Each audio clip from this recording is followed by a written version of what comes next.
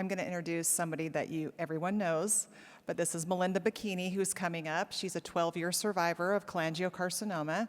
Feel free to stand and cheer. And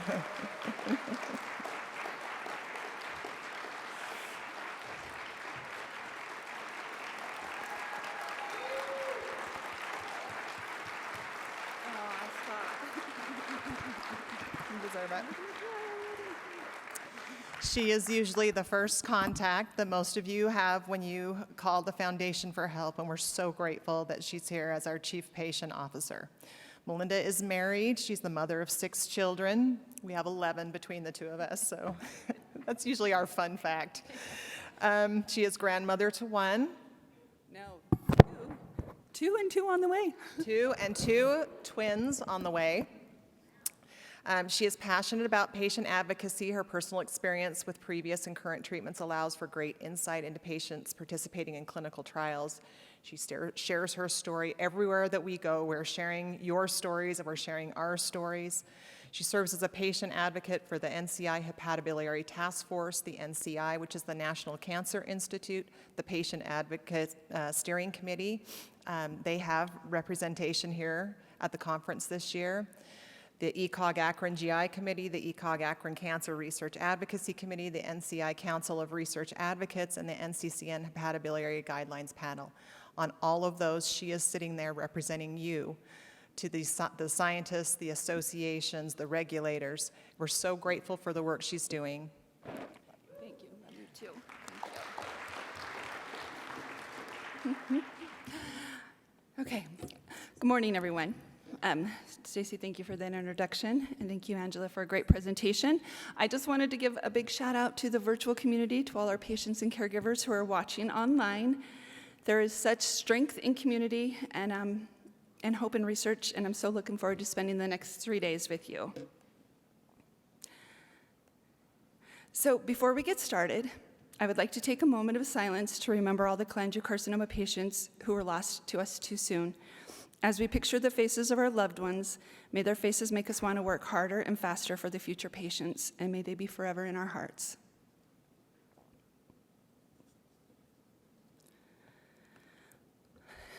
Okay, I want to encourage you all to get involved while at the conference. Please feel free to ask questions during Q&A and make sure to introduce yourselves to each other. You will make lifelong friends and strengthen our community with your bonds. When posting pictures or content on social media, please use the hashtags CCF24 and CCA Hope. Join us for the GWAS study, and yes, I'm going to keep pushing it until everyone joins. It's the Genome-Wide Association study run by our Mayo Clinic team. We need everyone to participate, including patients and non-patients. Your participation will help scientists to progress and find new ways to prevent, detect, and diagnose and treat cholangiocarcinoma and discover important genetic risk factors for cholangiocarcinoma. Please visit Ballroom J to consent to this research study and give a small blood sample. Your name will be entered into a $100 gift card drawing daily. And last year we had over 150 participate in person, and I would like to challenge us to more than double that number this year. We need every patient to join the cholangiocarcinoma patient registry. Please visit our CCF Get Involved table to sign up and consent to share your health data to participate in patient-powered research. Your de-identified health records will help the researchers advance the science, and the more patients we have in the registry, the more we can learn about cholangiocarcinoma, and the faster we can find better treatment options. The cholangiocarcinoma patient engagement cancer genome study will recruit participants at their table in the hall. The PECGS is a cancer moonshot program, and this study will look at the genetics of cholangiocarcinoma patients and return the survey results on the genomic and genetic findings of your tumor to the participants. Stop by the table and sign up today, and we'll be hearing about updates on all 3 of these programs this afternoon. And as Stacy mentioned, stop by the CCF table to print out a biliary emergency card. This card can be used to provide guidance if you end up in the emergency department with cholangitis or stent issues. So for me, I feel it's been 14 years actually, because the bio Stacy had was old. 14 years since I was diagnosed, and actually 10 years yesterday since I received my cell treatment. I'm from Billings, Montana. Again, I'm a mother of 6. And just like you, I remember those 3 words that changed my life forever. I will never forget. I remember exactly what I was wearing, where I was standing in my home when I got that phone call from my gastroenterologist, who told me, "I'm so sorry, it wasn't on my radar, but you have cancer." And then everything went blank. I didn't hear a word she said after that, and I had to call my husband home, and he had to call her back and get all the information that I didn't remember that she said. But the more important thing that happened on December 1st, 2009, was my son, Skylar, turned 14 that day. And I remember not wanting to ruin his birthday with the bad news we had. And we went to the movies, we went out to dinner, and I remember sitting in the movie theater holding my husband's hand and crying in the dark. I was told that it was most likely cholangiocarcinoma, and I'm sure, like most of you, it was cholangio what? I had never heard of it before either. I was given all the facts that most of you were given, that it was rare, not a lot of options, and that surgery was the only chance for a potential cure. So my first major decision to make was to find a surgeon.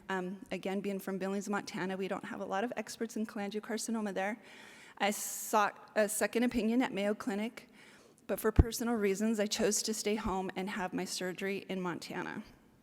They removed a 9 by 13 centimeter tumor and left a nice pretty scar. But unfortunately, 3 months after my resection, at my first post-op checkup, the cancer had come back. There were spots in my lungs, and we did a lung wedge to confirm that it was metastasis of cholangiocarcinoma, and that was the first time I heard the words stage 4 terminal cancer. I knew enough to know that if I wanted to beat this at 41 years old with 6 children, that we had to find a new plan. Again, I visited Mayo Clinic for a second opinion, but 14 years ago, they didn't have anything more to offer me than I could get back at home with the gemcitabine and cisplatin. So I started the chemotherapy regimen and soon found out that chemo did not agree with me, as it does not agree with, I'm sure, many of you. I had a lot of side effects. Had the ringing in my ear, the neuropathy in my hands and feet. I did the GemCis for about 6 months until they took the cisplatin away. And then the cancer spread from my lungs back to my liver. Tried gemcitabine alone, that didn't work, and then they just threw Taxotere at me because there weren't a lot of options back then. The clinical trials that were available 14 years ago were a lot of the chemotherapies, but just in different combinations. And at that point, I did not want to do chemo anymore because my quality of life was so poor. So I made the decision to stop all treatments, which was not an easy decision to make, but I wanted whatever time I had left with my family to be quality.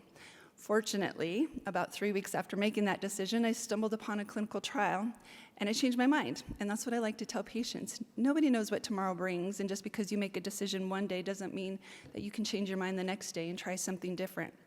I stumbled upon the trial at the National Institute of Health, the GI TIL trial. I read it, and I looked at my husband, and I said, I think we should try this. It has the initial chemo to wipe out your immune system, but then it's your immune system doing the work. And we felt like we had nothing to lose. So we made all the phone calls, we called out there, we gathered all our records, did all the work, and were able to go out there and be seen. I was accepted into the trial. They removed a couple tumors from my lungs, pulled the T cells from those tumors, grew them in the lab, and I returned a couple weeks later to have those T cells infused into me. I was the 9th person to do the trial, the first with cholangiocarcinoma, and the first to have a response. I had overall shrinkage of almost 30%, and I had no further treatment for 18 months and lived a really good quality of life. But in that 18-month time frame, the cancer started to grow again, but the researchers were able to study my T cells and discovered that one of those T cells was reactive to one of my mutations, and they wanted me to return to try this treatment again. So I went back about 1.5 years later for my second T cell treatment. Again, I had another surgery where they removed those T cells, grew those tumors, and I spent 3 to 4 weeks in the hospital for this treatment. The first week was the immunodepleting chemo to wipe out your immune system. The second week was receiving cells, and then with a drug called IL-2. And the third and fourth week was recovering my immune system enough to be able to go home. I received 126 billion T cells the second time around, and those T cells, 90% and 95% of that population was specific reactive T cells to a mutation, my ERBB2 mutation. About 6 months after that second T-cell infusion, my cancer was really shrinking. Those are some of the tumors that I had in my lungs, and this was the graph that showed the growth and shrinkage of my tumors in between the 2 T-cell treatments. The results were published in the Science Journal, and I had about 50 to 60% shrinkage, 3 years of a great quality of life, no other treatment. The media did some articles about my story and about the results of this trial. And I remember when those stories went out, within that first week, I received hundreds of phone calls from patients all over the world. They just really wanted to have hope. They didn't need to know that that same treatment would work for them. They just needed to know that there was a possibility. And that was definitely when my love for patient advocacy was born. Unfortunately, 3 years after my second T-cell treatment, the cancer started to grow again. Dr. Rosenberg out at the NCI decided to be proactive, and he went in and removed more tumors from my right lung. They researched them, restudied them, and they found that those T-cells were still present, that same mutation was still present, but then now there was a presence of the PD-L1 protein that was blocking those T-cells from being able to recognize my cancer. So they gave me the drug Keytruda, pembrolizumab, and I remember after 2 doses having a scan, and it opened that window for those T-cells to recognize the cancer again, and it had shrunk drastically. I only had 8 doses total, and that was the last treatment I had, and that was 7 years ago this past March. Because I had such a good response, I really wanted to find a way to pay it forward, so I started volunteering with the Cholangiocarcinoma Foundation about 10 or 12 years ago now, and I'm so privileged and grateful to have come on as a full-time employee. And as Stacy said, I serve as a patient advocate on many national panels, and I represent all of your voices. I want the voice of the cholangiocarcinoma community to be heard, I want the awareness to be brought, and I want us to have better options. I get the privilege of leading the advocacy team, and a little over, almost 3 years ago, it was just me, and now we've grown to an amazing team of patient advocates, people who run the Cholangio Connect team, Kim and Cindy, Claire, who leads the volunteers, Frida, who keeps us all in order. But this is an amazing team, and I feel so privileged to be able to lead them because they're the first people who get to talk to the patients and caregivers. I definitely feel that it's come full circle. I started my clinical trial as patient number 3737. I'm now privileged to get to sit in an audience at some of these big cancer conferences, see Dr. Rosenberg present the data from this clinical trial on my personal story, and it never ceases to give me goosebumps. I'm also privileged to be one of the patient voices for the Canadian C3 Collaborative, started by Dr. Rebecca Auer, whose husband was diagnosed with cholangiocarcinoma a couple years ago. She recognized the need for more research in cholangiocarcinoma and applied for and received a $7.4 million grant specific to cholangiocarcinoma. This research will include a clinical trial with TIL like the one I did, and Dr. Simone Turcotte, who was my first research scientist, and he even advocated to have the GI TIL trial at the NCI, is one of the leading PIs. Rebecca will be giving us an update later this afternoon. I'm so grateful to my NCI team, Dr. Kirk Turcotte, Dr. Rosenberg, and Dr. Tran, and the entire surgery branch team who saved my life and continue researching this area for future patients. I'm even more grateful for time. When I was first diagnosed, I remember begging God for 5 years to get my kids a little bit older.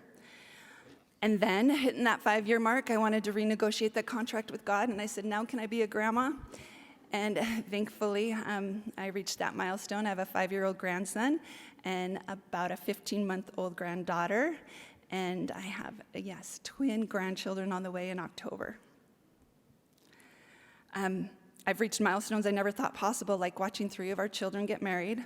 And again, Seth and Emma in the middle are expecting twins in October. I'm grateful even in tragedy. I lost my 24-year-old son unexpectedly. I'm the same one who turned 14 on the day I was diagnosed. I'm grateful I was here to help my family deal with this tragedy. I'm grateful I got to watch him grow and to love him for the 24 years I was so fortunate to be his mother. Grateful I was able to see him be a brother to his siblings. He loved his brothers and sisters so very much. Grateful I got to watch him get his driver's license and graduate high school. I'm also grateful to be with him through all his struggles. I've not shared this story publicly, but I thought it's important to share it today. Cancer affects the whole family, and during my journey with cholangiocarcinoma, Skylar struggled the most. And shortly after my diagnosis, he started hanging around with the wrong crowd and experimenting with marijuana that led to other drug use throughout his teenage years. It was the most challenging trial as a parent I have ever endured. And I would have fought cancer 100 times over not to have had to go through this with my son. Just like cancer does not discriminate, neither does addiction. And ultimately, he went through treatment, but only for 30 days because of our insurance coverage. He attended a Christian sober living home in the Seattle area and thrived for a period of time. He was rebaptized, learned to manage money, cook, and clean for himself, and received a career pathway. Unfortunately, when he returned to his hometown, he relapsed. I remember the day he told me his girlfriend was pregnant. I was so terrified and thought at that time that it was the worst thing in the world that could have happened. And looking back 5 years later, it was the best thing in the world and the biggest blessing to our family. He really did well until about 6 months after his son was born, and again he relapsed. He headed back to treatment, and this time for about a 60-day program, which in my mind is still not long enough. This time after treatment, he went to live with his older brother, Seth, in Indiana, and he got a job and was working to be able to send for his girlfriend and his son, and he was doing so well and working so hard. That is why it's so hard to receive the phone call I did on January 8th, 2020, from my son, Seth. If this call had come in a few years later, I would have had been prepared for it, but I was not ready for it at this time. I'd just spoken with Skylar the night before. He FaceTimed his son. He had been sick with strep throat and had received a doctor's note to stay out of work for 3 days. That morning, Seth saw him before he left for work, and we know that Skylar went to work that day, but the secretary sent him home because he still had 1 more day left on his doctor's note. When Seth came home at lunch, he found his brother on the couch not breathing. Seth called 911 and started CPR on his brother. There was no sign of overdose or anything unusual. And later, the toxicology report also came back negative. To this day, we do not know what happened for sure, but I have to believe that the drug abuse contributed to his death. We rushed to his side. His entire family was with him over the next several days. I knew when I arrived by the look on my son's beautiful blue eyes that he was gone. We as a family wanted to donate his organs as a way of making something good come out of something so terrible. I was so happy to learn that Skylar had already designated himself as an organ donor on his driver's license. We worked with Donate Life in Indiana. It was a beautiful experience. They did such an excellent job of making our family feel at peace. They helped create memories for us by recording his heartbeat on those teddy bears. They made one for every sibling, his parents and his son. They gave us imprints of his hands and a lock of his hair and a heart strip, and on the day we took him to surgery to harvest his lungs, liver, and kidneys, all the staff at the hospital lined the halls to honor this donation of life as we walked with him. It was the longest walk of my life, but the most proud I have ever been of my son. He saved 5 lives that day.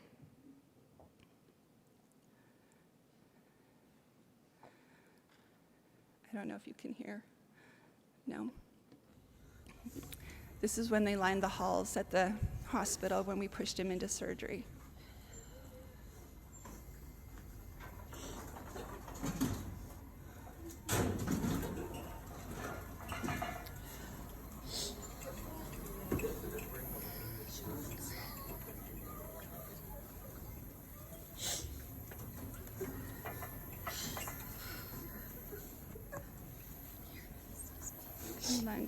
Longest walk, but I was so very proud of him.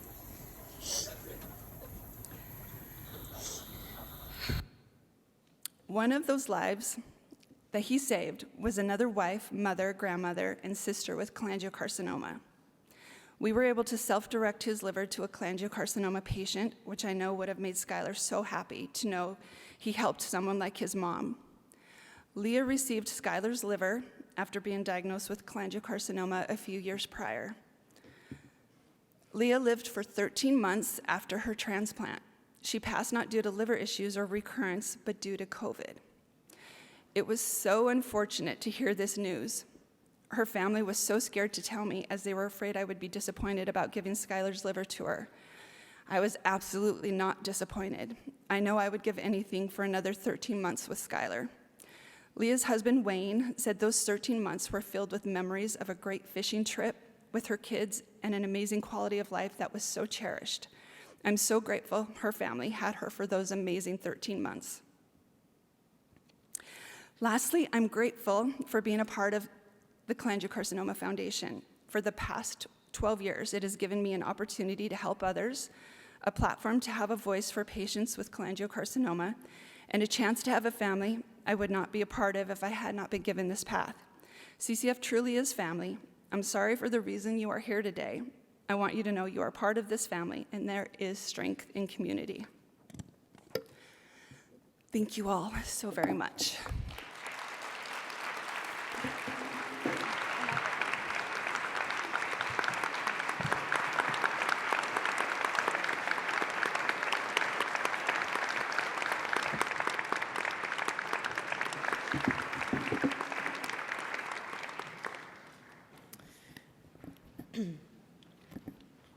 Well, thank you very much, Melinda, for that story, which is absolutely amazing.